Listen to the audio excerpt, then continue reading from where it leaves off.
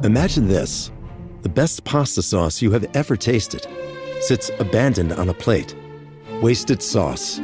That is a tragedy. If only you had used Barilla al Bronzo pasta. Its bronze-cut texture holds your sauce and scoops up every last drop. The Italians call that scarpetta. Capture sauce the Italian way. Barilla al Bronzo. Click or tap the banner to find out more. This episode of Manage Smarter is presented by Sales Fuel Coach, our adaptive sales coaching featuring 5-minute quick coaching personalized to each sales rep. Learn more about Sales Fuel Coach at salesfuel.com. Welcome to the Manage Smarter podcast with hosts C. Lee Smith and Audrey Strong. We're glad you're here for discussions on new ways to manage smarter, hire, develop and retain talent, improve results, and propel team performance to new heights. This is the Manage Smarter podcast. What's the definition of insanity, everyone? Well, it is doing the same thing over and over and expecting a different result. And that is why we have our guest, Tabitha Laser, with us today. Welcome to Manage Smarter, everyone. I'm Audrey Strong. I'm Vice President of Communications here at Sales Fuel. And I'm C. Lee Smith, the President and Founder of Sales Fuel. So, Tabitha, welcome to the table. I'm going to tell everybody a little bit about you. Sound good? Sounds great. All right. You are an accomplished professional, extensive background in organizational culture and companies such as BP, 3M, CH2M, and others. You are a speaker, author, born without a mute button. Do you want to talk about that? I was born without a filter, but I had to have one installed. Yeah. No, that's just I say what I think. I don't lie, and no matter how hard I try, you're going to get the honest feedback from me, whether it's right or wrong or indifferent. But that's why people will hire you, and that's what we want today as well. These days we call that authenticity. Yeah, you could call it that. Some people call it annoying, but whatever. You've got a book coming out next month in March, so everybody listen up. It's called Organization Culture Killers, and it addresses how to build a path that tomorrow's leaders can follow in order to avoid the mistakes of their predecessors. And you say the number one problem that managers and leaders make is that they make the same mistakes their predecessors made. So why do we do that? Is that a good first question? Why? Yeah, I think a big part of it is a lot of us learn from the school of hard knocks, and we kind of cherish that learning, right? All the bruises and bumps we get along the way. And as new folks come in, I don't know if it's the ego or what it is, but we don't like to share.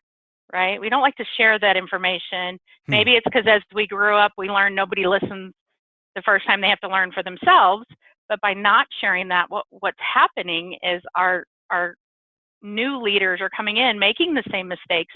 And it's great to fail, but it really stinks to fail doing the same thing somebody else failed at. We need to learn how to not fail at those things so we can fail at other things and get better.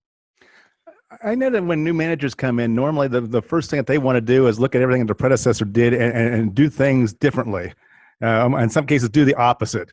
And sometimes they'll change things that are working fine and it really don't need to be changed. But that's, I don't know what's an ego thing or what it is. So how does that reconcile then with managers coming in making the exact same mistakes as their predecessors? Yeah, so that one's really, you could put ego there, but I think a lot of times it's because we do fail to learn from each other, and we're not very good at leading, really, especially in the U.S. We're great at managing, so leading is inspiring and providing people with the tools to exceed us. And so as new leaders come on and they want to change everything, a lot of it's because they hear the bad, and it's almost like a knee-jerk reaction, right? Mm-hmm. We need to fix it, but they don't take a thoughtful approach to fixing it, and often, as in the book series, deadly practices ensue because they have the best intentions, but they do things that are harmful. I would think it would be totally obvious that if your predecessor was blown out the doors, like outright fired for performance or whatever, that you would not make the same mistakes. But I mean, is there a certain percentage or statistic you can give us about how many companies have this problem as sort of a chronic issue? I don't have any statistics off the top of my head. What you see with your clients. Yeah, no, I of all the organizations I've worked with or consulted with or leaders that I've coached, this is an epidemic across the whole globe. That's one reason this book's going to be available globally. it's So- not a one person thing. It's really, and it's becoming more and more of a problem as big data and other things are out there, because we're getting more visibility to information and feeling like we need to respond. So when a new leader comes in and their predecessor was, let go for all these horrible things, that predecessor could have been doing a lot of things great that maybe rocked the boat.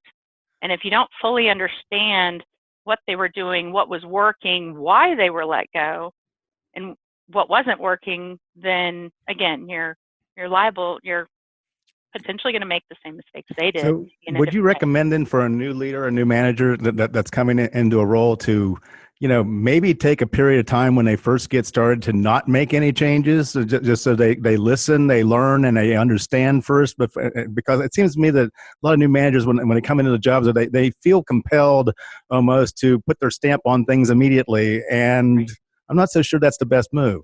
No, it's not at all. In fact, one of the things I talk about in the book is, we have this whole thought around audits being negative, but the truth is, if you change that mindset to gap assessments, right? So you go in and assess the situation you're in, assess how it compares to your definition of success.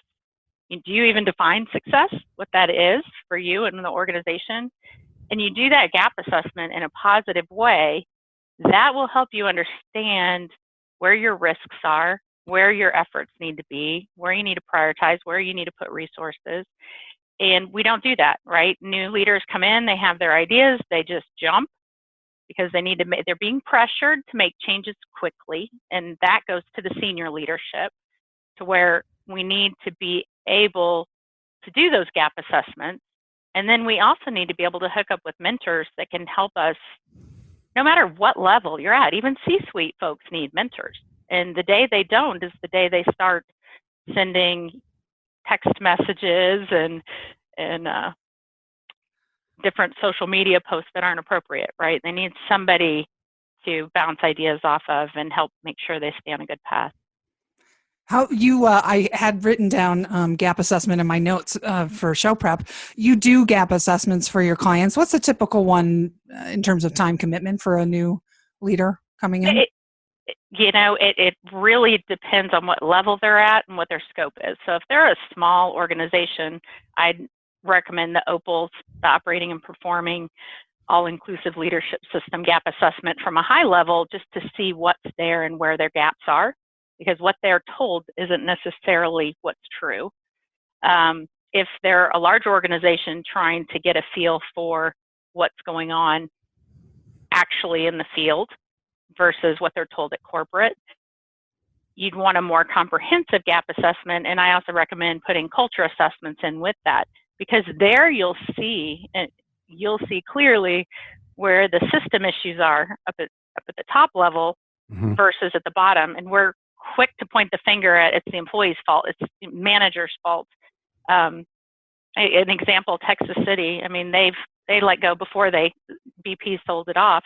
They let go of so many managers saying, poor management. But if you really dig in there, which I did relatively quickly, it was a union-run environment, and there was some corrupt things going on with the union. And the management's hands were tied. No matter who, you could brought the best manager in the world in, or best leader in the world, but there were other things leading to their failures. So as a leader or as a manager, how do you go about developing your own leaders? How do I go about it? Yeah, I mean, what kind of advice would you give to leadership who wants to grow and develop their own leaders from within rather than having to go outside all the time? Yeah, so that's I think part of another epidemic that we have a problem with is we don't develop leaders well. I've gone through I don't know how many leadership training programs and didn't learn anything, right? They told me what my behavior attributes were, stuff like that. But at the end of the day, it didn't help me lead better.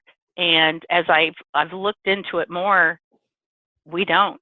We really don't train leaders. Most leaders that we have are either from the military, which come out with a very command and control kind of mentality, which is not working with the millennial group at all, right? or they're just natural born leaders who were basically raised into it because they had to for whatever reason. And it's a huge gap. It's a huge gap, not just in the U.S., but in other places.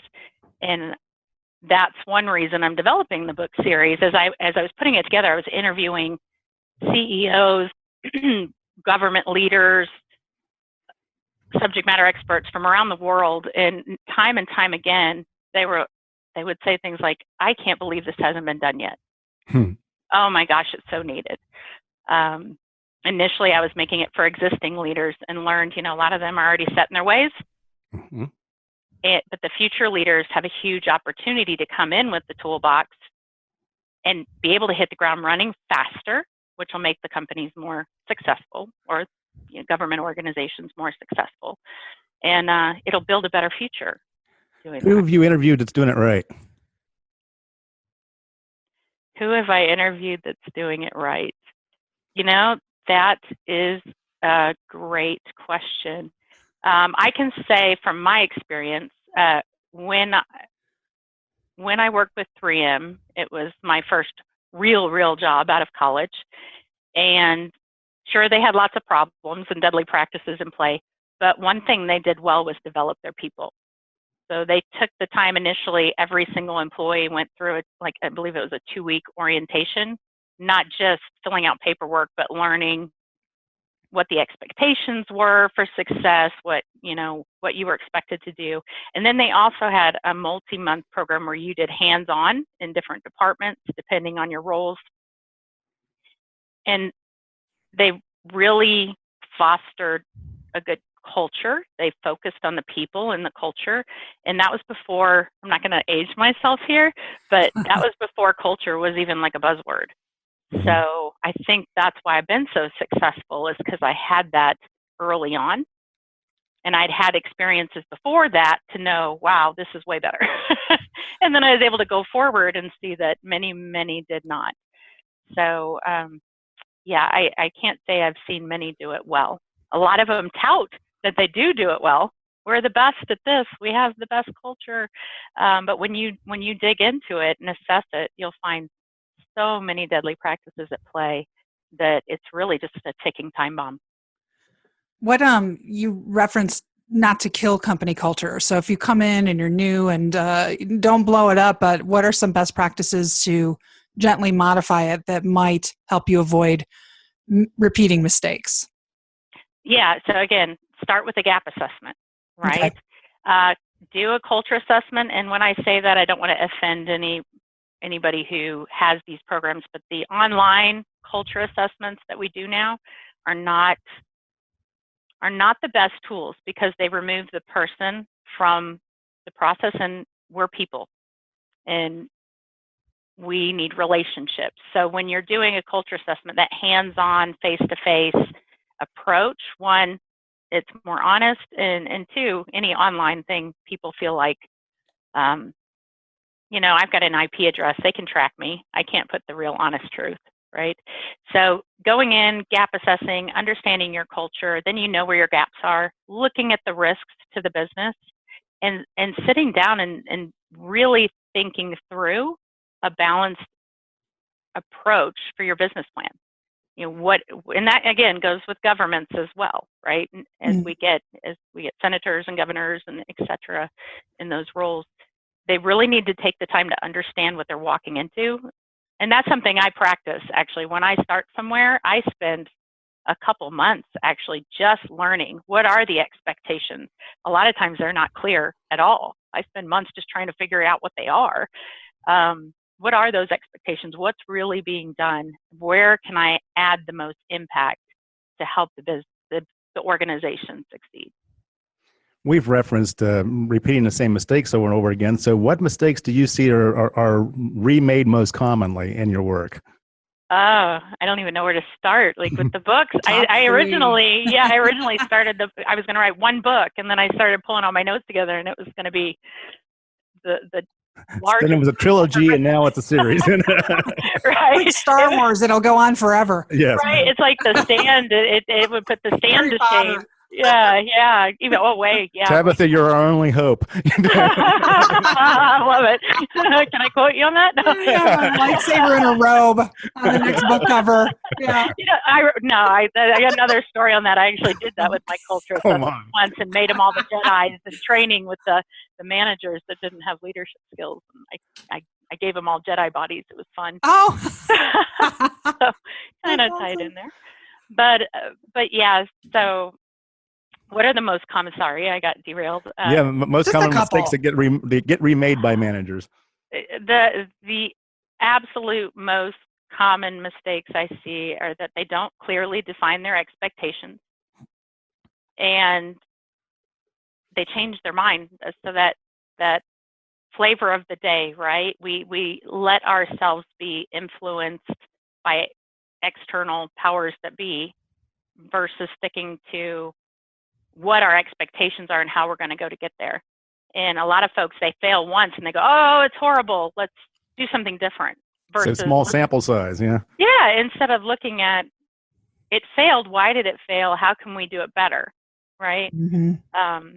And I think that's some of the biggest mistakes. You get in and you just knee-jerk reaction and you just start running and gunning and you don't really make thoughtful decisions based on the risk and the impacts that those risks pose.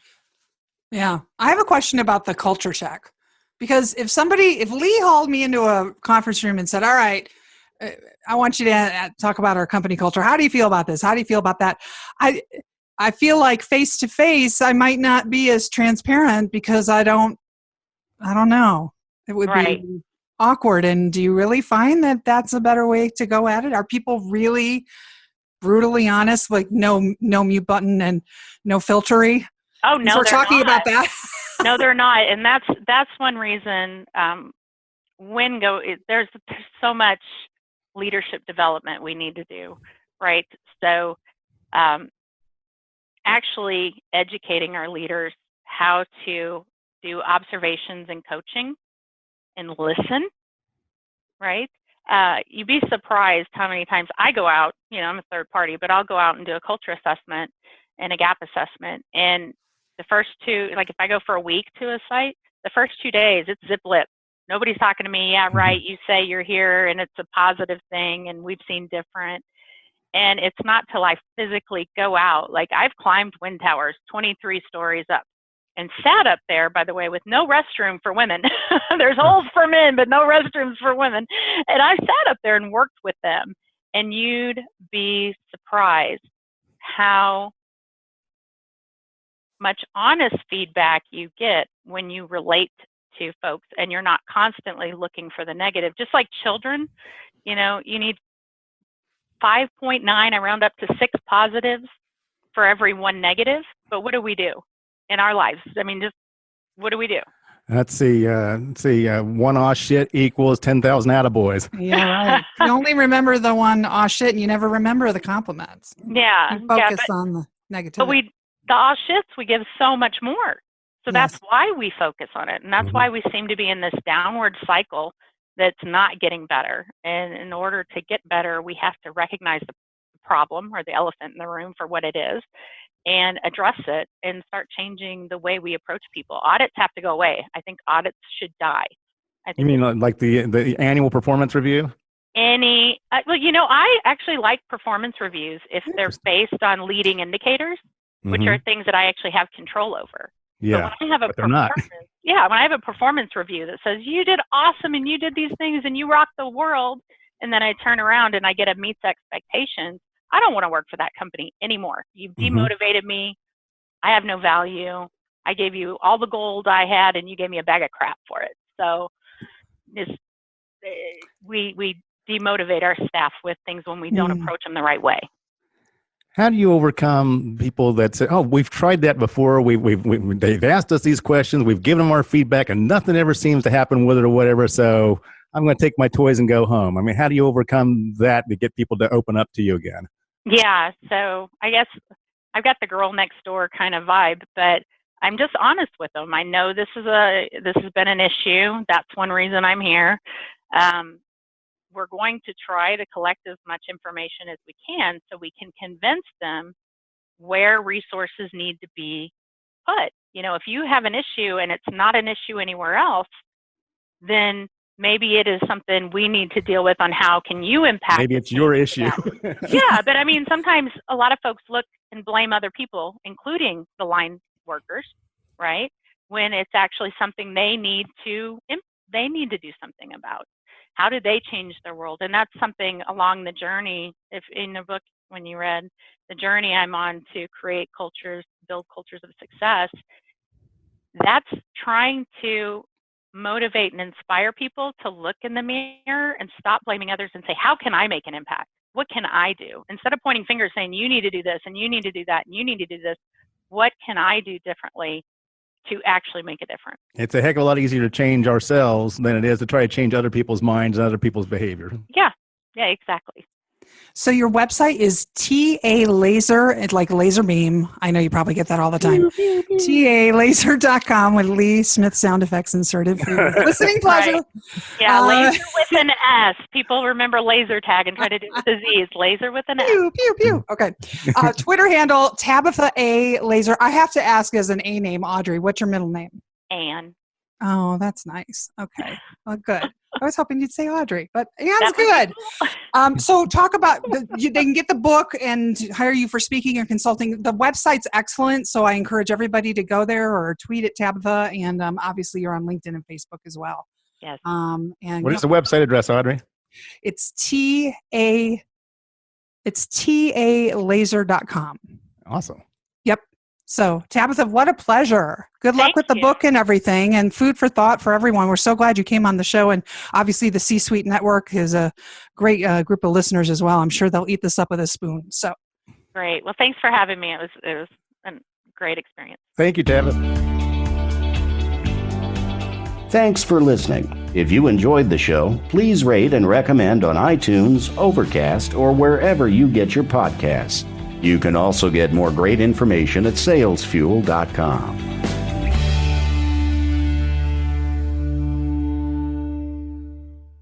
This podcast is a part of the C-Suite Radio Network. For more top business podcasts, visit c-suiteradio.com.